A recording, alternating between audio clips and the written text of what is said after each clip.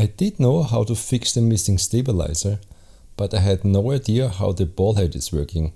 So I found a similar one in a local shop and asked them if they can send me some pictures and a video about the ball head so I understand how it is working. And they did! Thanks a lot for that.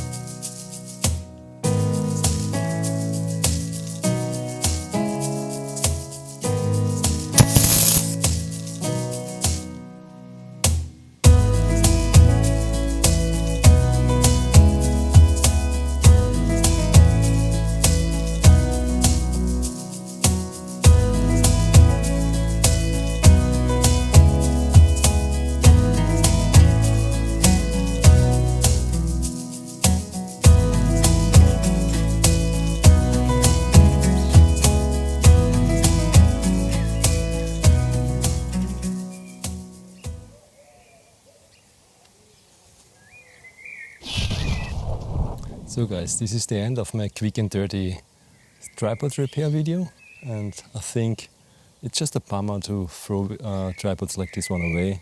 It has a lot of nice features, it's well built, it's a Linhof tripod.